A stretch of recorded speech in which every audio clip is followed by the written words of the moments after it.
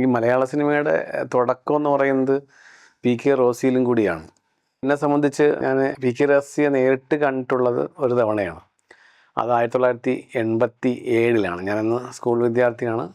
എനിക്കത് അങ്ങനെ ഒരു സിനിമയെക്കുറിച്ചോ അല്ലെങ്കിൽ ഇത്തരത്തിലുള്ള ഒരു പി.കെ. റോസി കൊണ്ടുവന്നൊരു രാഷ്ട്രീയത്തെക്കുറിച്ചോ സിനിമയിലത്തിലോ അടിച്ചമർത്തലിനെക്കുറിച്ചൊന്നും ഒരു ധാരണയില്ലാത്ത കാലത്താണ് ഞാൻ പി.കെ. റോസിയെ കണ്ടിരുന്നത്. അതായത് നാറുകോലിൽ ഈ ഓട്ടുപുര തെരുവ് എന്ന് പറയുന്ന ഒരു തെരുവിൽ അപ്പച്ചി അന്ന് എൻ്റെ അച്ഛൻ്റെ സിസ്റ്ററായിട്ട് ഞാൻ അപ്പച്ചി എന്നാണ് വിളിക്കുന്നത്. അന്ന് തന്നെ നല്ല പ്രായമായിട്ടുണ്ടായിരുന്നു. ആരോഗ്യമൊക്കെ കുറഞ്ഞ ഒരു സമയത്താണ് ഞാൻ കാണുന്നത്. 88 മരണപ്പെടുകയും ചെയ്തു. അപ്പം എൻ്റെ അച്ഛൻ്റെ ഏറ്റവും മൂത്ത പെങ്ങളാണ് പി.കെ. റോസി. അച്ഛൻ്റെ മുകളിൽ 2 സിസ്റ്റേഴ്സ് ഉണ്ട്, താഴെയായിട്ട് ഒരാളുണ്ട്. അതിൽ ഏറ്റവും മൂത്ത ആളാണ് പി.കെ. റോസി. അച്ഛനോട് നല്ല ഒരു ഏജ് ഡിഫറൻസ് ഉണ്ട്. ഈ പി.കെ. റോസിയുടെ കുടുംബ പശ്ചാത്തലം എന്ന് പറയുന്നത് അവരുടെ അമ്മയും അച്ഛനും അവർക്ക് താഴെ 2 സഹോദരങ്ങൾ, എൻ്റെ അച്ഛനും എൻ്റെ തൊട്ടുമുകളിലെ അപ്പച്ചി അടക്കമുള്ള ഒരു കുടുംബമായിരുന്നു. അപ്പോൾ എൻ്റെ അച്ഛൻ്റെ കുട്ടിക്കാലത്ത് തന്നെ അവരുടെ അച്ഛൻ്റെ അച്ഛൻ അല്ലെങ്കിൽ പി.കെ. റോസിയുടെ അച്ഛൻ മരണപ്പെട്ടു പോയി. അപ്പോൾ അന്നത്തെ ഒരു സാമൂഹിക സാഹചര്യത്തിൽ ഈ 3 മക്കളെയും വളർത്തിയെടുക്കാനുള്ള സാമൂഹിക സാമ്പത്തിക സാഹചര്യങ്ങളൊന്നും ഉണ്ടായിരുന്നില്ല. വളരെ ദുർബലമായിരുന്ന കുടുംബാന്തരീക്ഷത്തിലാണല്ലോ അന്ത ദളിതരൊക്കെ ഉണ്ടായിരുന്നിരിക്കുക. അപ്പോൾ സ്വാഭാവികമായിട്ടും ഈ മൂത്ത മകളെ, ഈ പി.കെ. റോസി എന്ന മൂത്ത മകളെ അമ്മുമ്മ അല്ലെങ്കിൽ അച്ഛൻ്റെ അമ്മ അവരുടെ അമ്മാവൻ്റെ അടുത്തേക്ക്, പി.കെ. റോസിയുടെ അമ്മാവൻ്റെ അടുത്തേക്ക് വിടുകയാണ്. കാരണം അമ്മാവൻ അന്ന് അത്യാവശ്യം കലാ സാംസ്കാരിക പ്രവർത്തനം നടത്തുന്ന ഒരാളാണ്. അത്ര കാക്കാരസ് നാടകം പോലുള്ള കലകളൊക്കെ നടത്തി ജീവിക്കുന്ന ഒരാളാണ്. അപ്പോൾ ഈ അവരുടെ സംരക്ഷണത്തിലേക്ക് മാറുകയാണ് പി.കെ. റോസി. അതിനുള്ള കാരണം ഈ അമ്മുമ്മ 2ാമത് വിവാഹം കഴിക്കാൻ തീരുമാനിക്കുന്നുണ്ട്. ഒറ്റയ്ക്ക് ജീവിക്കാനുള്ള സാഹചര്യങ്ങളുടെ പ്രശ്നങ്ങളുകൊണ്ട് ഒരു വിവാഹങ്ങൾ കഴിക്കാൻ തീരുമാനിക്കുന്നു. അങ്ങനെ വിവാഹം കഴിഞ്ഞ് വേറെ സ്ഥലത്തേക്ക് പോവുകയും പി.കെ. റോസി പറഞ്ഞ അമ്മാവൻ്റെ സംരക്ഷണയിലാണ് പിന്നീട് ജീവിക്കുന്നത്. അമ്മാവൻ ഈ കാക്കാരസ് നാടകങ്ങളിലൊക്കെ ഉണ്ടായിരുന്ന ആളായതുകൊണ്ട് തന്നെ തുടക്കകാലത്തിൽ അമ്മാവനൊപ്പം ഇത് കാണാനും കേൾക്കാനും ഒക്കെ പോവുകയും പി.കെ. റോസിക്ക് അതിൽ ആകർഷകമാകുകയും സ്വാഭാവികമായിട്ട് ഇത്തരം കാര്യങ്ങൾ ചെയ്യാനുള്ള ഒരു താല്പര്യം കൊണ്ടായിരുന്നിരിക്കണം പി.കെ. റോസിയെയും ഈ കാക്കാരസ് നാടകം പോലുള്ള കലാരംഗത്തേക്ക് അമ്മാവൻ കൊണ്ടുപോവുകയും ചെയ്യുന്നു. അങ്ങനെ കുറച്ച് നാടകങ്ങളിലൊക്കെ ഇവർ നിരന്തരം അഭിനയിക്കുകയും അത് കാണുകയും ചെയ്യുന്നതിൻ്റെ അടിസ്ഥാനത്തിലാണല്ലോ ജെ.സി. ഡാനിയൽ സാറിൻ്റെ അറിവിലേക്ക് ഇതെത്തുന്നത്.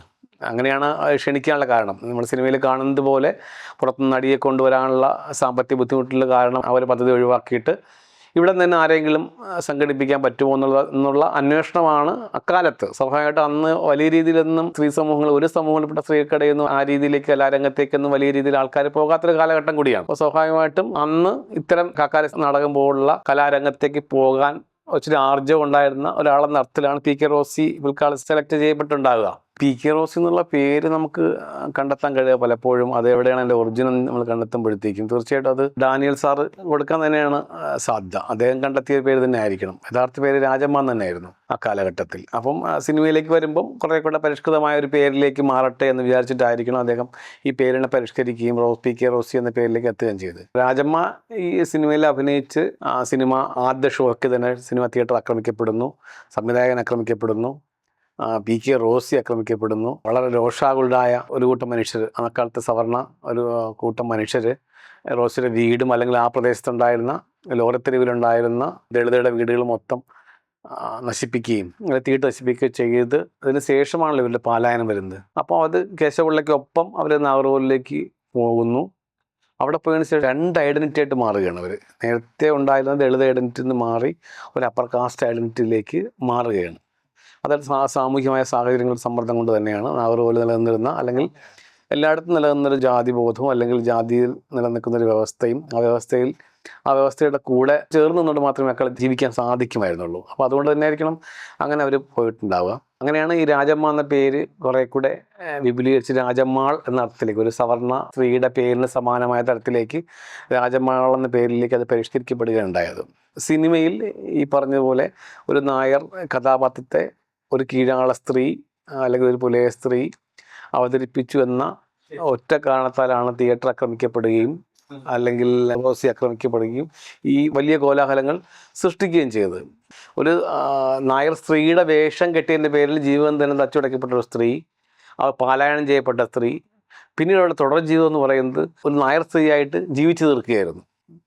അതൊരു വലിയൊരു തമാശയായിട്ട് തോന്നാറുണ്ട് എങ്ങനെയാണെന്ന് വെച്ചാൽ. കാരണം അങ്ങനെയാണ് അവരുടെ ജീവിതം പിന്നീട് മാറ്റിമറിക്കപ്പെടുന്നത്. തീർച്ചയായിട്ടും അവരുടെ ഐഡൻറ്റിറ്റിയൊക്കെ അദ്ദേഹത്തിന് അറിയാതിരിക്കുക അല്ല പറ്റില്ലല്ലോ. ജീവിതത്തിൽ ഒരുപാട് കാലം ഒരുമിച്ച് ജീവിച്ച ആൾക്കാരാണ്. അപ്പോൾ കാസ്റ്റേഡിൻ്റെയൊക്കെ സ്വഭാവമായിട്ട് നാടകത്തിൻ്റെ പ്രശ്നം, അന്നത്തെ കാലത്ത് അഭിനയിക്കാൻ പോകുന്ന വേറെ ആരും, പ്രത്യേകിച്ചും അപ്പർ കാസ്റ്റ് സമൂഹങ്ങളിൽപ്പെട്ട ആരും അങ്ങനെ അഭിനയിക്കുകയാണെന്ന് പോകാത്ത കാലഘട്ടം. കീഴാള സമൂഹത്തിൽപ്പെട്ട മനുഷ്യരാണല്ലോ ഈ കലയുടെയൊക്കെ രംഗത്തുണ്ടായിരുന്നത്. അപ്പോൾ അതുകൊണ്ട് തന്നെ അവരുടെ ഐഡൻറ്റിറ്റിയൊക്കെ അറിയാം. അതിന് ശേഷമായാലും ഒത്തിരി കാലശേഷമാണ് അച്ഛനൊക്കെ അവരുമായിട്ട് ബന്ധപ്പെടുന്നത്. അച്ഛനും ഞാനൊക്കെ ആയിട്ട് നാഗർകോവിലിൽ പോകുമ്പോൾ അപ്പച്ചി വളരെ പ്രായമായിരിക്കും. എന്നാൽ അച്ഛൻ അത്രത്തോളം അങ്ങോട്ട് വാർദ്ധക്യം ബാധിച്ച ഒരാളായിരുന്നില്ല. പിന്നീട് ഞങ്ങൾ 88 മരണശേഷം നമ്മൾ അവരുമായിട്ടൊരു കമ്മ്യൂണിക്കേഷൻ കട്ടായി എന്ന് വേണമെങ്കിൽ പറയാം. അതുവരെ അച്ഛൻ ജീവിച്ചിരുന്ന കാലഘട്ടത്തിൽ, അല്ലെങ്കിൽ പി കെ റോസി ജീവിച്ചിരുന്ന കാലഘട്ടത്തിൽ ഞാനൊരിക്കൽ പോയിട്ടുള്ളെങ്കിലും എൻ്റെ അച്ഛനും എൻ്റെ സഹോദരനും അല്ലെങ്കിൽ എൻ്റെ അച്ഛൻ്റെ മറ്റ് സിസ്റ്റേഴ്സ് സഹോദരങ്ങളുടെ മക്കളും ഒക്കെ നിരന്തരമൊക്കെ അങ്ങോട്ട് പോവുകയും അവരുമായിട്ടുള്ള ഒരു സമ്പർക്കം നിലനിർത്തി പോരുകയും ചെയ്തിരുന്നു. 88 മരിച്ചതിന് ശേഷം എന്തോ അങ്ങനെ നമ്മൾ ബന്ധം കട്ടായി പോകുന്ന തരത്തിലായിരുന്നു ആ മരണം എന്നാണ് എനിക്കിപ്പോൾ തോന്നുന്നത്. കാരണം വെച്ചാൽ 88 മരിക്കുമ്പോൾ ഞങ്ങളാരും തന്നെ ആ മരണം അറിഞ്ഞിരുന്നില്ല. അപ്പോൾ അച്ഛനത് വലിയൊരു ഫീലിങ്സ് ഉണ്ടായി. കാരണം വെച്ചാൽ അച്ഛൻ വലിയ സഹോദരങ്ങളായിട്ട് വലിയ ആത്മബന്ധം പുലർത്തുന്ന മനുഷ്യനായിരുന്നു എല്ലാ കാര്യങ്ങളിലും. അപ്പോൾ അതുകൊണ്ട് മരണപ്പെട്ട് കഴിഞ്ഞ് ഏതാണ്ട് ഒരു 4-5 ദിവസം കഴിയുമ്പോൾ അച്ഛൻ എങ്ങനെയാണ് ഇത് അറിയുന്നത്. അപ്പോൾ അറിഞ്ഞ ഉടനെ തന്നെ അച്ഛൻ ഇവിടെ നിന്ന് നേരെ അങ്ങോട്ടേക്ക് പോയി കണ്ടു. അവിടെ ചെന്നതെല്ലാം കഴിഞ്ഞിരുന്നു. അപ്പോൾ പിന്നെ അച്ഛൻ്റെ ഒരു വിഷമം ആ രീതിയിൽ അച്ഛൻ പ്രകടിപ്പിക്കുകയും ചെറിയ സംസാരങ്ങളിലേക്ക് അല്ലെങ്കിൽ ഒരു അഭിപ്രായ വ്യത്യാസങ്ങളിലേക്ക് വരികയും ചെയ്തിട്ടുണ്ട് ആ സമയത്ത്. പിന്നീട് ഞങ്ങളുമായിട്ട് അവർ കണക്ഷൻ ഇല്ല, അല്ലെങ്കിൽ നമ്മൾ ബന്ധപ്പെടുകയോ അങ്ങോട്ട് പോവുകയോ അവരിങ്ങോട്ട് വരികയോ ചെയ്തിട്ടില്ല. എനിക്ക് തോന്നുന്നത് അതിന് ശേഷമൊക്കെ എൻ്റെ ബ്രദർ ഒരു ഘട്ടത്തിൽ അങ്ങനെ ഒരു യാത്രയൊക്കെ നടത്തിയിരുന്നു. പക്ഷേ അപ്പച്ചി ജീവിച്ചിരുന്നപ്പോൾ ഉണ്ടായിരുന്ന ഒരു സൗഹാർദ്ദ അന്തരീക്ഷമോ അല്ലെങ്കിൽ ആ ഒരു ബന്ധത്തിൻ്റെ ആഴമോ ഒന്നും അതിന് ശേഷം അപ്പച്ചിയുടെ മക്കളെന്ന് പറയുമ്പോൾ ചേച്ചി കല്യാണം കഴിഞ്ഞിട്ട് മധുരയിലാണ് താമസിക്കുന്നത്. അവർ വളരെ ദയനീയമായ ചുറ്റുപാടാണ് ഇപ്പോഴും ജീവിക്കുന്നത്. ഒരു ചേരി പ്രദേശത്താണ് താമസിക്കുന്നത്. ജീവിതത്തിൽ എങ്ങും എത്താതെ പോയൊരു സ്ത്രീയാണ് അവർ. മകൻ കുറച്ച് മെച്ചപ്പെട്ട സാമ്പത്തിക അവസ്ഥയിലാണ് ജീവിക്കുന്നത്. അദ്ദേഹം ആർമി ഉദ്യോഗസ്ഥനായിരുന്നു. അതിനുശേഷം അപ്പച്ചി ജീവിച്ചിരിക്കുമ്പോഴേ റിട്ടയർഡായിട്ട് വന്നിട്ടുണ്ടായിരുന്നു. അതിനുശേഷം കാനറ ബാങ്കിൽ ഉദ്യോഗസ്ഥനായിട്ട് പോയി. പിന്നെ അവർ രണ്ടുപേരും, മകൻ്റെയും മകളുടെ ഐഡൻറ്റിറ്റി ഒരു ദളിത് സ്ത്രീയുടെ മകനാണെങ്കിലും അവരുടെ അച്ഛനൊരു അപ്പർ കാസ്റ്റ് ഹിന്ദു നായരായിരുന്നു. അവിടെ അവരുടെ ഐഡൻറ്റിറ്റി അത് തന്നെയായിരുന്നു. അവർ സമൂഹത്തിൽ അറിയപ്പെട്ടതും അങ്ങനെ തന്നെയാണ്. കാരണം അമ്മയുടെ ഐഡൻറ്റിറ്റി പലപ്പോഴും അവിടെ മറച്ചു വെച്ചിരുന്നു. കാരണം അവരൊരിക്കലും അത് പുറത്ത് വരാൻ അവർ ആഗ്രഹിച്ചിട്ടുമില്ല. അതിവിടെ നിന്ന് അതിപ്പോൾ പി കെ റോസിയുടെ പലപ്പോഴും ഞാൻ മനസ്സിലാക്കുന്നത് പി കെ റോസിക്ക് ഒരു 2 വ്യക്തിത്വം ഉണ്ടെന്നുള്ളതാണ്. കാരണം ഒന്നത് ക്രിയേറ്റീവ് അവർ സ്വാംശീകരിച്ചാണ് ജന്മം കൊണ്ട് കിട്ടിയ ഒരു അസ്തിത്വവും അതിനുശേഷം സിനിമ റിലീസ് ചെയ്തതിന് ശേഷം, സിനിമയുടെ നാശത്തിന് ശേഷം, അവരുടെ പാലായനത്തിന് ശേഷം ഉണ്ടാകുന്ന വേറൊരു അസ്തിത്വമുണ്ട്. അതൊരു അപ്പർ കാസ്റ്റ് സ്ത്രീയുടെ അസ്തിത്വമാണ്. കാരണം എനിക്ക് തോന്നുന്നു അങ്ങനെയുള്ള മനുഷ്യന്മാർ ചരിത്രത്തിൽ നോക്കി വളരെ റെയറായിരിക്കും. കാരണം ഒരു ജീവിതത്തിൻ്റെ പകുതി വരെ ഒരു അസ്തിത്വവും അതിനുശേഷം വേറൊരാളുമായിട്ട് ജീവിക്കുക എന്ന് പറയുന്നത് അങ്ങനെയുള്ള മനുഷ്യന്മാരുണ്ടോയെന്ന് എനിക്കറിയില്ല. പി കെ റോസി ഈ മലയാള സിനിമയ്ക്ക് ആ സിനിമ ഒരു തെളിവില്ലാതെ പോയതും അല്ലെങ്കിൽ ആളുകൾക്ക് അത് കാണാൻ കഴിയാതെ പോയതും എന്താണ് ആ സിനിമയെന്ന് മറ്റുള്ളവർക്ക് മനസ്സിലാക്കാൻ കഴിയാതെ പോയത് എന്തുകൊണ്ടാണ്? ആ സിനിമയെന്ന കലാരൂപത്തിലുള്ള വിരോധം കൊണ്ടല്ല, മറിച്ച് ആ സിനിമയിൽ അഭിനയിച്ച ഒരു സ്ത്രീ കഥാപാത്രം ഒരു ദളിത് സ്ത്രീ ആയിരുന്നു എന്നുള്ള ഒറ്റ കാരണം കൊണ്ടാണ് ആ സിനിമയ്ക്ക് നാശം സംഭവിക്കുന്നത്. വേറെ ഒരു കാരണമല്ല. ഇപ്പോൾ JC ഡാനിയേൽ എന്ന ഡയറക്ടറോടോ സിനിമ ഉയർത്തിയ പ്രമേയത്തോടോ സിനിമ എന്ന കലാരൂപത്തോടുള്ള വിയോജിപ്പൊന്നുമല്ല. അതിൽ ഈ സ്ത്രീ ഒരു ദളിത് സ്ത്രീ ഒരു അപ്പർ കാസ്റ്റ് ലേഡിയുടെ വേഷത്തിൽ അഭിനയിച്ചു എന്നുള്ളത് ഒറ്റ കുറ്റമാണ് ആ സിനിമ ഇങ്ങനെ ഈ രീതിയിലേക്ക് ഒരു ഇടമില്ലാതെ പോകാനുള്ള കാരണമായിട്ടുള്ളത്. സിനിമ തീട്ടപ്പെടുന്നു, ഇവർ ആക്രമിക്കപ്പെടുന്നു, കുടിലുകൾ നശിപ്പിക്കപ്പെടുന്നു, അവരുടെ കുടുംബാംഗങ്ങൾ ആക്രമിക്കപ്പെടുന്നു. അതിനുശേഷം അവരുടെ പാലായനം, അവിടെ ചെന്നതിന് ശേഷം അവർക്ക് വേറൊരു അസ്തിത്വമാണ്, വേറൊരു പേഴ്സണാലിറ്റി ഒരു മാറ്റപ്പെടുകയാണ്. ഒരു നായർ ലേഡി തരത്തിൽ ആ ഭർത്താവിൻ്റെ കമ്മ്യൂണിറ്റിക്ക് അനുയോജ്യമായ രീതിയിൽ അവർ അസ്തിത്വം മാറപ്പെടുകയാണ്. എനിക്ക് തോന്നുന്നത് അതിന് നിർബന്ധിക്കപ്പെടുന്ന സാമൂഹിക സാഹചര്യങ്ങൾ തന്നെ ആയിരിക്കാം. അവിടെ അങ്ങനെ തമിഴ്നാട് പോലുള്ള സംസ്ഥാനത്ത്, പ്രത്യേകിച്ച് നാഗർകോവിലിൻ്റെ പ്രദേശങ്ങളിലൊന്നും, പ്രത്യേകിച്ച് കേരളത്തിലുള്ള നായർ കമ്മ്യൂണിറ്റി ഒരുപാട് പാർക്കുന്ന ഒരു ഏരിയയും കൂടിയാണ് നാഗർകോവിൽ. അവിടുത്തെ ആ പ്രദേശത്താണ്. അപ്പോൾ അവിടെ വേറൊരു സമുദായത്തിൽപ്പെട്ട, പ്രത്യേകിച്ച് ഒരു കീഴാളാക്കപ്പെട്ട വിഭാഗത്തിൽപ്പെട്ട ഒരു സ്ത്രീയെ ജീവിത പങ്കാളിയായി കൊണ്ടുവന്ന് താമസിപ്പിക്കുമ്പോൾ ഉണ്ടാകുന്ന സാമൂഹിക പ്രശ്നങ്ങൾ ഓർത്തിട്ടാവും അദ്ദേഹം ആ രീതിയിലേക്ക് ഇവരെയും മാറ്റിയിട്ടുണ്ടാവുക. എന്തിനായാലും അവരൊരിക്കലും പിന്നീട് ആ പഴയ അവരുടെ പൂർവ്വകാലം ഓർത്തെടുക്കാനോ അത് പറയാനോ അതിൽ അഭിമാനിക്കാനൊന്നും ശ്രമിച്ചിട്ടില്ല. ഒരുപക്ഷെ മലയാളത്തിലെ ആദ്യത്തെ നടി എന്നൊക്കെ ഉള്ള പറയുമ്പോൾ കിട്ടുന്ന ഒരു ഉണ്ടല്ലോ, എന്തായാലും പറയുക, അങ്ങനെയൊന്നും ഒരു അങ്ങ് അഭിനയിക്കാൻ ആഗ്രഹിച്ചിട്ടില്ല. എനിക്ക് തോന്നുന്നു അതിനേക്കാളും കൂടുതൽ അവർ ഈ ജാതിയെ ഭയപ്പെട്ടു എന്നുള്ളതാണ് തോന്നുന്നത്. അങ്ങനെ മലയാള സിനിമയുടെ ചരിത്രം പറയുമ്പം ആ സിനിമയുടെ ചരിത്രം, സിനിമ നശിപ്പിക്കപ്പെടാനുണ്ടായ ചരിത്രം, അതൊക്കെ പറയേണ്ടി വരും. അപ്പോൾ അതിലൊക്കെ നേളിച്ചിക്കുന്ന ജാതിയാണ്. അപ്പോൾ അതോടുകൂടി അവരുടെ അസ്തിത്വം പുറത്താക്കപ്പെടുമെന്ന് കരുതിയിട്ടുണ്ടായിരിക്കണം അവർ ഒരിക്കലും മരണം വരെയും പറയാതിരുന്നത്. പിന്നീട് എനിക്ക് തോന്നുന്നത് ഒരുപക്ഷെ അതുകൊണ്ട് തന്നെ ആയിരിക്കണം പി.കെ. റോസിയുടെ അല്ലെ അപ്പച്ചിയുടെ മരണത്തിന് ശേഷം അമ്മയുടെ ഒരു പഴയ ദളിത് ഐഡൻറ്റിറ്റി പുറത്ത് പറയേണ്ടി വരുമെന്നുള്ളതുകൊണ്ടായിരിക്കണം നമ്മളുമായിട്ടുള്ള റിലേഷൻ അപ്പച്ചിയുടെ മക്കൾ വളരെ സ്ലോലി അങ്ങ് ഒഴിവാക്കിയെന്ന് വേണമെങ്കിൽ പറയാം. അവരത് പിന്നീട് പിന്തുടരാൻ ആഗ്രഹിച്ചിരുന്നില്ല. അതുകൊണ്ടാണ് നമ്മളെ വിളിക്കുകയോ നമ്മളെ ആ രീതിയിൽ പരിഗണിക്കുകയോ ചെയ്യാറുണ്ട്. കാരണം അതിൻ്റെ പ്രശ്നം ഞാൻ മനസ്സിലാക്കിയിട്ടുള്ളത് അദ്ദേഹത്തെ സംബന്ധിച്ചോളം മലയാളത്തിലെ ആദ്യ നടിയുടെ മകൻ എന്നതിനേക്കാൾ അപ്പുറം അദ്ദേഹം ജീവിക്കുന്ന ഒരു സോഷ്യൽ സ്റ്റാറ്റസും ഒരു കാസ്റ്റ് സ്റ്റാറ്റസും ഒക്കെ അദ്ദേഹത്തിന് വലിയ പ്രാധാന്യമുള്ളതായിരിക്കണം. പി.കെ. റോസി മരണപ്പെടുന്നത് 88-ലാണ്. ഈ 88-ൽ അവർ മരിക്കുന്ന സമയം വരെയും മലയാള സിനിമയുടെ ഒരു ചരിത്രത്തെക്കുറിച്ചോ അതിൽ പി.കെ. റോസിയുടെ സംഭാവനയെക്കുറിച്ചോ മലയാള സിനിമാ ലേഖമോ അല്ലെങ്കിൽ മലയാള പൊതുസമൂഹമോ ചർച്ച ചെയ്തിട്ടില്ല. അങ്ങനൊരു വിഷയം ഉയർന്നു വന്നിട്ടില്ല. പ്രത്യേകിച്ചും വളരെ അടുത്ത കാലം വരെയും മലയാള സിനിമയുടെ ആദ്യ നടി, മലയാള സിനിമയിലെ അല്ലെങ്കിൽ ഒരു പേറ്റുനോവ് പറഞ്ഞ അമ്മ എന്ന അർത്ഥത്തിൽ ആദ്യ നടി പി.കെ. റോസിയാണെന്ന് അംഗീകരിക്കപ്പെടാത്ത ഒരു സാമൂഹിക വ്യവസ്ഥ ഉണ്ടായിരുന്നു കേരളത്തിൽ. അങ്ങനെ ഒരു സിനിമാ ലോകം പോലും അത് അംഗീകരിച്ചിരുന്നില്ല. അത് വളരെ വൈകിയാണ്. പി.കെ. റോസിയുടെ മരണത്തിനൊക്കെ ശേഷം വളരെ വൈകിട്ടാണ് അവർക്ക് അംഗീകരിക്കേണ്ടി വന്നത്. അതായത് വിഗതകുമാരൻ തന്നെ വിസ്മൃതിയിലേക്ക് പോകാൻ വേണ്ടി ആഗ്രഹിച്ച ആളുകളായിരുന്നു മലയാള സിനിമ ഉണ്ടായിരുന്നത് പല ആൾക്കാരും. വിഗതകുമാരനിലാണ് മലയാള സിനിമ തുടങ്ങിയതെന്നും അതിൽ ആദ്യ നായിക ഒരു ദളിത് സ്ത്രീയാണെന്നൊരു ചരിത്രം ആ രീതിയിലേക്ക് പൊങ്ങി വരരുത് എന്ന് ആഗ്രഹിച്ച ആളുകൾ തന്നെയാണ് ഈ ചരിത്രം മൂടി വെച്ചത്. അപ്പോൾ അതുകൊണ്ട് പി.കെ. റോസി ജീവിച്ചിരുന്ന ഒരു സമയത്തും ഈ വിഗതകുമാരനോ മലയാളത്തിലെ ആദ്യ സിനിമ എന്ന വിഷയത്തെക്കുറിച്ച് ചർച്ചയേ ഉണ്ടായിട്ടില്ല. ഒരുപക്ഷെ നമ്മൾ കുറച്ചുകൂടെ മുമ്പേ 90-കളിലോ അല്ലെങ്കിൽ 90-കൾക്ക് മുമ്പെങ്കിലും ഈ വിഷയം മലയാള സിനിമാ ലോകത്ത് ചർച്ച ചെയ്യപ്പെട്ടിരുന്നുവെങ്കിൽ ഒരുപക്ഷെ പി.കെ. റോസി നമുക്ക് നേരിട്ട് കാണാനും അവരോട് സംസാരിക്കാനും ഈ മലയാള സിനിമയിൽ അഭിനയിച്ചതിൻ്റെ പേരിൽ അവരനുഭവിച്ച പീഡനങ്ങളെക്കുറിച്ചൊക്കെ നമുക്ക് നേരിട്ട് ചോദിക്കാൻ പറ്റുമായിരുന്നു. അന്ന് അവർ മരണം വരെയും ഈ ഒരു വിഷയം മലയാളത്തിൻ്റെ പൊതുബോധത്തിലേക്ക് ഉയർന്നു വന്നിട്ടേ ഇല്ല. അതൊരു ദൗർഭാഗ്യകരമായ കാര്യമായി പോയി. കുറച്ചുകൂടെ നേരത്തെയാണ് ഈ ഒരു അവബോധം കേരളത്തിലെ പൊതുസമൂഹത്തിൽ ഉണ്ടായിരുന്നെങ്കിൽ, കുറേ ജാതി അവബോധമോ അല്ലെങ്കിൽ ഇന്ന് കാണുന്ന ഒരു സാമൂഹികമായ ഉണർവും ഒക്കെ 90-കൾക്ക് മുമ്പുണ്ടായിരുന്നുവെങ്കിൽ ഒരുപക്ഷെ നമുക്ക് പി.കെ. റോസിയെ നേരിട്ട് കാണാനോ അവരുടെ യഥാർത്ഥ ഫോട്ടോ തന്നെ നമുക്ക് കണ്ടെത്താനോ കഴിയുമായിരുന്നു. നമ്മളെ കുടുംബത്തിൽ ഇങ്ങനൊരു മലയാളത്തിൽ ആദ്യമായിട്ട് അഭിനയിച്ചൊരു നടിയുണ്ടെന്നുള്ള കാര്യവും നമ്മളെ ശ്രദ്ധയിൽ പെട്ടിരുന്നില്ല. അങ്ങനെ അഭിമാനപൂർവ്വം ആരും പറഞ്ഞിട്ടുമില്ല. കാരണം അങ്ങനെ പറയേണ്ട ആൾ തന്നെ വേറൊരു ഐഡൻറ്റിറ്റി വേറെ സ്ഥലത്ത് ജീവിക്കുകയാണ്. അപ്പോൾ അന്ന് വളരെ കുട്ടിക്കാലത്ത് മാത്രം കേട്ടറിവ് മാത്രമുള്ള അല്ലെങ്കിൽ സിനിമ കണ്ടിട്ട് പോലില്ലാത്ത എൻ്റെ അച്ഛനെ സംബന്ധിച്ചുള്ള അതിലൊന്നും അങ്ങനെ ഒരു വലിയൊരു ബോധമൊന്നും ഉണ്ടായില്ല. അങ്ങനെയൊക്കെ പറയേണ്ടതാണ് അല്ലെങ്കിൽ അത് നമ്മുടെ ഒരു വലിയ ചരിത്രമാണെന്നും പറയേണ്ട ഒരു ധാരണ അച്ഛനില്ലായിരുന്നു. അച്ഛൻ്റെ ഏതാണ്ട് അവസാന കാലത്ത് മരണത്തോട് കുറച്ചു കാലം മുമ്പാണ് ഇതൊക്കെ വീണ്ടും പൊങ്ങി വരുന്നത്. ചരിത്രത്തിൻ്റെ ഭാഗമായിട്ട് നടിയും സിനിമയൊക്കെ വീണ്ടും പൊങ്ങി വരുന്നത് മാതൃഭൂമി വാരികയിലാണ് ആദ്യമായിട്ട് റിപ്പോർട്ട് ഇടുന്നത്. അതിൻ്റെ അച്ഛൻ്റെ പടമൊക്കെ കൊടുത്തിട്ട് ആദ്യമായിട്ട് റിപ്പോർട്ട് മാതൃഭൂമിയിൽ വരുന്നുണ്ട്, ഈ നടിയെക്കുറിച്ചിട്ടുള്ള ആദ്യ റിപ്പോർട്ട്. അപ്പോൾ അതിൽ അച്ഛൻ്റെ പടമൊക്കെ അവർ കൊടുത്തിരുന്നു. അതിനുശേഷം വീണ്ടും കുറേ കാലമൊക്കെ ചർച്ച ചെയ്യപ്പെടാതെ പോയി. പിന്നീട് ഈ കമൽ സാറിൻ്റെ സിനിമ വന്നതിന് ശേഷം ചർച്ച കൂടുതൽ സജീവമാവുകയാണ് ചെയ്യുന്നത്. അപ്പോഴാണ് കൂടുതൽ അന്വേഷണം വരിക. പി.കെ. റോസിയുടെ വേദികളെത്തിയിട്ടുള്ള യാത്രകളൊക്കെ മാധ്യമങ്ങൾ തുടങ്ങുന്നത് അവിടെ നിന്നാണ്. പി.കെ. റോസി എന്നൊരു ദളിത് സ്ത്രീ സിനിമയിൽ അഭിനയിച്ചു, ഒരു നായർ സ്ത്രീയായി അഭിനയിച്ചു എന്നതിൻ്റെ പേരിൽ ആ പ്രദേശത്ത് ഇന്നത്തെ ലോകത്താവളം നിൽക്കുന്ന സംഗീത കോളേജിൻ്റെ പരിസരത്തുള്ള ആ ദളിത് കുടിലെല്ലാം രാത്രി കൊണ്ട് തീ വെച്ച് നശിപ്പിക്കപ്പെടുകയാണ്. ഒരു സമുദായത്തിന് തെറ്റായിട്ട് മാറുകയാണ് അഭിനയിച്ചത്. അപ്പം അങ്ങനെ ഒരു രക്തസാക്ഷിത്വം കൂടി ഉണ്ട് ഇതിന്, മനസ്സിലായില്ല. അങ്ങനെ മലയാള സിനിമയുടെ ചരിത്രം പറയുമ്പം കുറേ മനുഷ്യരുടെ ജാതി അടിമകളായെന്ന് കുറേ മനുഷ്യരുടെ ത്യാഗത്തിൻ്റെയും അവരുടെ നൊമ്പലങ്ങളുടെയും കണ്ണീരിൻ്റെയും കഥ മലയാള സിനിമയ്ക്കുണ്ട്.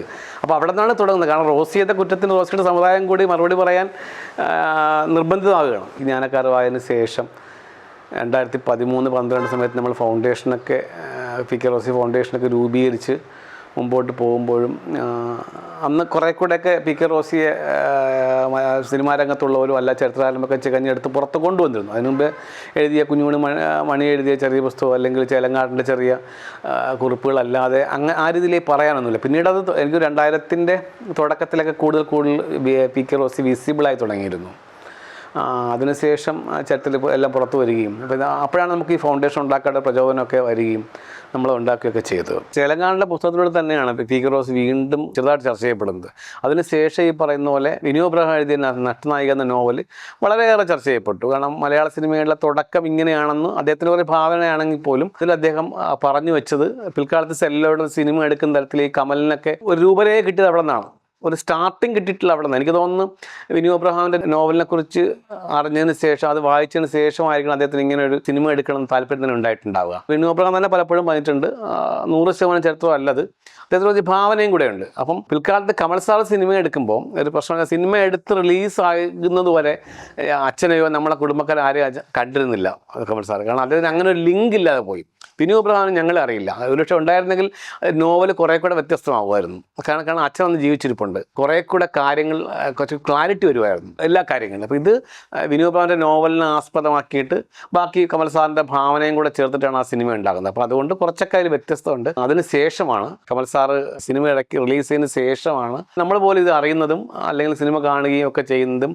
പിന്നീട് അദ്ദേഹത്തെ നമുക്ക് ബന്ധപ്പെട്ടിട്ട് കാര്യമില്ലല്ലോ, അങ്ങനെ പോകുന്നത്. അത് നമ്മൾ ഈ ഏത് മേഖലയിലായാലും, അത് സിനിമയാകട്ടെ അല്ലെങ്കിൽ ഏതെങ്കിലും കലാമേഖലയാകട്ടെ, ഏത് മേഖല തന്നെ ആയാലും ശരി, അംഗീകരിക്കപ്പെടുക എന്ന് പറയുന്ന ഒരു കാര്യമുണ്ട്.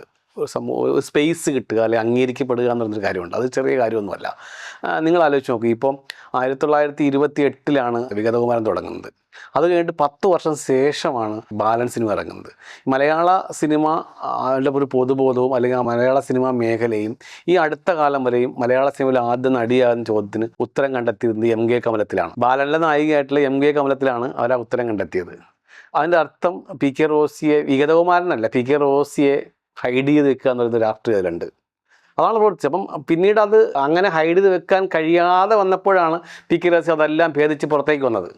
അപ്പോൾ പിന്നെ അവർക്ക് പിടിച്ചു നിൽക്കാൻ പറ്റില്ല. പി കെ റോസി വിഗതകുമാരിൽ അഭിനയിക്കുന്ന കാലത്ത് മാത്രം ഒതുങ്ങുന്നതല്ല ജാതി വ്യവസ്ഥയും ജാതി ബോധവും, ഈ വർത്തമാനകാലത്തും നിലനിൽക്കുന്നുണ്ട്. നിങ്ങൾ ഈ മലയാള സിനിമ എടുത്ത് എനിക്ക് തോന്നുന്നത് ഇത്രയേറെ ജാതിവൽക്കരിക്കപ്പെട്ട ഒരു സിനിമാ ലോകം ഒരുപക്ഷെ മലയാള സിനിമാ ലോകം മാത്രമായിരിക്കും തോന്നുന്നു. തൊട്ടടുത്ത സംസ്ഥാനമായ തമിഴ്നാട്ടിലൊന്നും ഇങ്ങനെയല്ല. അവിടെയൊക്കെ സമാന്തരമായിട്ട് തന്നെ പറയാൻ പറ്റും. ഈ സമൂഹത്തിൽ നിന്നും അവർ ഐഡൻറ്റിറ്റി വെളിപ്പെടുത്തിയ മനുഷ്യർ തന്നെ വ്യക്തമായിട്ട് ഒരു അംബേദ്കറേറ്റ് രാഷ്ട്രീയം പോലും മുമ്പോട്ട് വെക്കുന്ന സിനിമാ പ്രവർത്തകർ തമിഴ് സിനിമാ രംഗത്ത് ധാരാളം പേരുണ്ട്. അവരുടെ സിനിമകൾ പോലും അത്തരം രാഷ്ട്രീയം പറയുന്നതാണ്. സാമൂഹികമായ അത്തരം പ്രശ്നങ്ങൾ, സാമൂഹികമായ വിവേചനങ്ങളൊക്കെ തന്നെ പ്രമേയങ്ങളാക്കിയിട്ടുള്ള സിനിമകൾ തമിഴ്നാട്ടിൽ ധാരാളം വരുന്നുണ്ട്. ആ രീതിയിലേക്ക് സിനിമാ രംഗത്തേക്കും, അത് പ്രമേയത്തിൽ മാത്രമൊന്നുമല്ല, സിനിമാ പ്രവർത്തകരായിട്ട് പോലും ധാരാളം ഇത്തരം സമൂഹങ്ങളിൽപ്പെട്ട കീഴാള സമൂഹപ്പെട്ട മനുഷ്യർ ധാരാളം ഉണ്ട്. പക്ഷേ കേരളത്തിൽ നിർഭാഗ്യവശാൽ അങ്ങനെ നമുക്കൊന്നും പറയാൻ പറ്റില്ല. അങ്ങനെ ഇത്തരം സമൂഹത്തിൽപ്പെട്ട മനുഷ്യർ ഉണ്ടെങ്കിൽ പോലും അവർക്ക് ഐഡൻറ്റിറ്റി വെളിപ്പെടുത്താൻ വലിയ ഭയമായിരിക്കും. കാരണം അവരവിടെ അപ്പോഴവിടെ ബ്രാൻഡ് ചെയ്യപ്പെടുകയും അല്ലെങ്കിൽ ബോധപൂർവം തന്നെ അവർ ആ രംഗത്തേക്ക് ഒഴിവാക്കപ്പെടാനോ അല്ലെങ്കിൽ അവരെ മാറ്റി നിർത്താനോ ഒക്കെയുള്ള സാമൂഹിക സാഹചര്യങ്ങൾ സൃഷ്ടിക്കപ്പെടുന്നവർ ഉറപ്പാണ്. അങ്ങനെ ഭയമുള്ളതുകൊണ്ടാണ്. തീർച്ചയായിട്ടും എൻ്റെ ജാതി ഞാൻ പുറത്ത് പറഞ്ഞാൽ, അങ്ങനെ നിന്ന് പോയാൽ, അത് പോയാൽ എൻ്റെ ഭാവി അപകടത്തിലാകുമെന്ന് പറയുന്ന വലിയൊരു ഭയത്തിൻ്റെ മേലാണ് ഈ ഇൻഡസ്ട്രിയിൽ നിൽക്കാൻ ആഗ്രഹിക്കുന്ന ആളുകൾ പലപ്പോഴും അവരുടെ ജാതീയമായ സ്വത്വം വെളിപ്പെടുത്താൻ മടിക്കുന്നത്. എന്ത് തന്നെയായാലും അങ്ങനെ ഒരു അധിക കാലം ഒരു അനീതി നമുക്ക് വെച്ച് പുലർത്താൻ പറ്റില്ലല്ലോ. അങ്ങനെ പറ്റില്ല. ഇപ്പോൾ തമിഴ് സിനിമാ രംഗത്തേക്ക് അങ്ങനെ ഒരു ബദലായി, ഒരു സമാന്തരമായിട്ട് അത്തരം മനുഷ്യരുടെ കഥകൾ കൂടെ പറയാൻ, അല്ലെങ്കിൽ ഒരു കാലത്ത് ഇതുപോലെ ഇന്ന് കേരളത്തിൽ നടമാടുന്നതുപോലെ ജാതിബോധത്തിൻ്റെ ഇത്തരം മൂർധന്യങ്ങൾ നിന്ന സിനിമകൾ ഇറങ്ങിയിരുന്ന സമയത്ത് ഇന്ന് അതിന് ബദലായി ഇത്തരം കീഴാള മനുഷ്യരുടെ കഥകളും കൂടെ ചർച്ച ചെയ്യുന്ന സിനിമകൾ തമിഴിൽ ധാരാളം ഉണ്ടാകുന്നുണ്ട്. കേരളത്തിൽ ആ പ്രമേയത്തിന് മാറ്റം ഉണ്ടാകുന്നുണ്ട്. തീർച്ചയായിട്ടും ഒരു കാലത്ത് ഈ പറഞ്ഞ ഇല്ലങ്ങളിലും തറവാടുകളിലും മാത്രം നിന്ന് മലയാള സിനിമ ഇന്ന് മാറിയിട്ട് സാധാരണ മനുഷ്യരിലേക്ക്, അല്ലെങ്കിൽ കടലോര പ്രദേശങ്ങളിൽ മത്സ്യത്തൊഴിലാളികളിലേക്ക്, സാധാരണ മനുഷ്യരിലേക്ക്, സമൂഹത്തിൻ്റെ ഏറ്റവും അടുത്തിട്ടുള്ള മനുഷ്യരിലേക്ക് അവരുടെ പ്രമേയങ്ങൾ മാറുന്നുണ്ട്. അപ്പോൾ അതുകൊണ്ട് തന്നെ ആ ഒരു മാറ്റം അനിവാര്യമാണ് തീർച്ചയായിട്ടും. പക്ഷേ ഈ രംഗത്ത് ഇപ്പോഴും നിൽക്കുന്ന ചില ആഢ്യ മനസ്സുകൾക്കാണ് ഇത് മനസ്സിലാവാത്തത്. ഇപ്പം നമ്മൾ അടുത്ത കാലത്ത് തന്നെ ഇപ്പം മലയാളത്തിലെ വിശ്വവിഖ്യാതനായ സംവിധായകൻ സിനിമാ രംഗത്തേക്ക് കടന്നു വരുന്ന സ്ത്രീകൾക്കും അല്ലെങ്കിൽ ദളിതരായിട്ടുള്ള ആൾക്കാർക്കും പ്രത്യേകം ട്രെയിനിങ് കൊടുക്കണമെന്നൊക്കെ പറയുമ്പോൾ അങ്ങനെയൊന്നും ട്രെയിനിങ് കിട്ടിയതല്ലല്ലോ. ഇന്ത്യയിൽ ഈ സമൂഹത്തിൽപ്പെട്ട മനുഷ്യരൊക്കെ സിനിമാ രംഗത്തേക്ക് വലിയ രീതിയിൽ വളർന്നു വന്ന മനുഷ്യരൊന്നും അത്തരം ട്രെയിനിങ് കിട്ടിയതൊന്നുമല്ല. ഈ ട്രെയിനിങ് കൊടുക്കണമെന്ന് വിചാരിക്കുന്നത് എന്തുകൊണ്ടാണ്? ഈ മനുഷ്യരൊക്കെ താഴ്ത്തപ്പെട്ട മനുഷ്യരാണെന്നും ഞങ്ങൾ വളരെ ഇതെല്ലാം ഈ രീതിയിൽ എല്ലാം ഞങ്ങൾ നേടിയവരാണെന്നുള്ള ബോധത്തിൽ നിന്നാണ് ഈ സാധാരണക്കാരായ മനുഷ്യർക്ക് അല്ലെങ്കിൽ താഴേക്കുള്ള മനുഷ്യർക്ക് ട്രെയിനിങ് കൊടുക്കണമെന്നൊക്കെയുള്ള ബോധം തന്നെ. അതൊരു വരേണ്യ ബോധമാണ് ഉണ്ടാകുന്നത്. 1928 നിലനിന്നൊരു ജാതി വ്യവസ്ഥ വലിയ മാറ്റങ്ങൾക്കൊന്നും വിധേയമാവാതെ ഇന്ന് മലയാള സിനിമ നിലനിൽക്കുന്നുണ്ട്. സിനിമാ രംഗത്ത് മാത്രം ഒതുങ്ങി നിൽക്കുന്ന ഒരു പ്രത്യേകത ഒന്നും ഇത്. കലാരംഗത്ത് എല്ലായിടത്തും സമൂഹത്തിന്റെ എല്ലാ തുറകളിലും ജാതിബോധവും ഒരു സവർണബോധവും നിലനിൽക്കുന്നുണ്ട് എന്നുള്ളത് കൊണ്ട് തന്നെ എല്ലാ രംഗത്തും ഉണ്ട്. ഇപ്പോൾ ഈ അടുത്ത കാലത്ത് തന്നെ നമുക്കറിയാം, മലയാളത്തിൽ വളരെ ശ്രദ്ധേയനായ ഒരു നർത്തകനെ, വേറൊരു നർത്തകി, അദ്ദേഹത്തിന് തൊലിനിറത്തിൻ്റെ പേരിൽ എത്രമാത്രമാണ് അധിക്ഷേപിച്ചതെന്ന് നമ്മളെല്ലാം കണ്ടതാണ്. അത് അത്ര ഒരു ബോധം ഇവിടെ നിലനിൽക്കുന്നുണ്ട്. അപ്പോൾ സിനിമാ രംഗത്ത് മാത്രമൊന്നുമല്ല, സിനിമാ രംഗത്തും ഇത് വളരെ സജീവം തന്നെയാണ്. സിനിമയിൽ നിന്നും ഇല്ല എന്നൊക്കെ പറയുന്നത് വെറും പുറം പറച്ചിലുകൾ മാത്രമാണ്. അതായത് അതിൻ്റെ എല്ലാ മേഖലകളിലും സജീവമായിട്ട് നിലനിൽക്കുന്നുണ്ട് ജാതി എന്നുള്ളത്. അത് പി കെ റോസിയുടെ കാലത്തും ഉണ്ട്, 2025 ഉണ്ടെന്നുള്ളതാണ് വസ്തുത. അത് ചില ഭാവഭേദങ്ങൾ മാറ്റം വരുന്നുണ്ട്, അത്രേ ഉണ്ടാവുള്ളൂ. ടി കെ റോസിയുടെ കാലത്തുണ്ടായ പ്രത്യക്ഷമായ ഒരു ജാതിബോധത്തിൽ നിന്ന് മാറി കുറെ കൂടെ പരിഷ്കരിക്കപ്പെട്ട് ആന്തരികമായ ഇടങ്ങളിൽ ഇത് വളരെ രഹസ്യമായി തന്നെ ഇത് പ്രവർത്തിക്കുന്നുണ്ട്. അതിൻ്റെ ഇരകൾ അന്നും ഇന്നും ഒരേ ആളുകൾ തന്നെയാണ്.